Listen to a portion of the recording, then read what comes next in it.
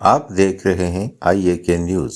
پنچ division کی 3 حلقہ جات کے نمائندگان پر مشتمل قائم ایکشن کمیٹی نے تاریخی حیثیت کی حامل منگ روڈ کی بہتری و پختگی، مرکزی شاہراہ کا درجہ دینے، فوری پیج ورک کا مطالبہ کیا ہے اور حکومت کو 28 ستمبر کی ڈیڈ لائن دی ہے کہ اگر اس دورانیہ میں کوئی پیش رفت نہ کی گئی تو پھر اس تاریخ 7 سڑک سے منسلک متعدد یونین کونسلوں اور 3 انتخابی حلقوں کے عوام ایسا منفرد اور انوکھا احتجاج کریں گے جس کی مثال شاید ماضی میں نہ ہو۔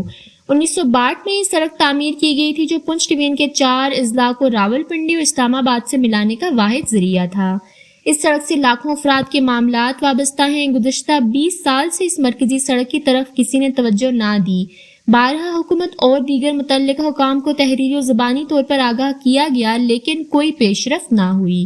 اب یہ سڑک سفر کے قابل نہ رہی، ٹرانسپورٹرز مسافر شدید مشکلات میں مبتلا ہیں۔ حادثات کا خطرہ اس قدر ہے کہ کسی بھی وقت کوئی بھی بڑا سانحہ رونما ہو سکتا ہے۔ اس لیے کھڑک راولا کوٹ سے لے کر تھوراڑ منگ تک مختلف سیاسی جماعتوں کے زعما کرام، سماجی شخصیات، بلدیاتی نمائندگان پر مشتمل کمیٹی تشکیل دی گئی ہے جو کہ تمام امور کی نگرانی کرے گی۔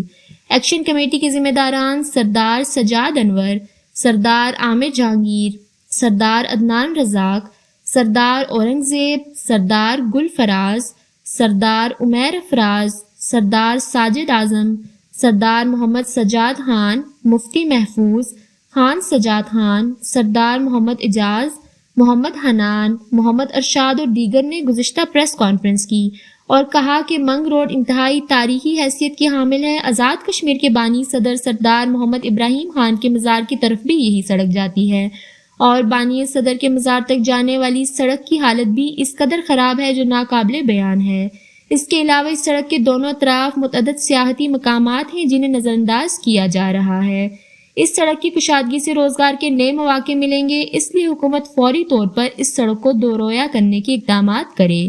ان کا کہنا تھا کہ ہمارے مطالبات تسلیم کیے جائیں ورنہ تاریخی نوعیت کا احتجاج جس میں دفاتر کا گھیراؤ، دھرنا، استعفوں کا مطالبہ، ذمہ داران کی رہائش گاہوں پر دھرنے، شاہراہ غازی ملت کی بندش سمیت کچھ بھی شامل ہو سکتا ہے۔ اس لیے حکومت مقررہ ڈیڈ لائن پر سنجیدگی سے غور کرے اور واضح پالیسی وضع کرے تاکہ لوگوں میں پائی جانے والی بے چینی اور اضطراب کا خاتمہ ممکن ہو سکے۔ دیکھتے رہیے IAK نیوز۔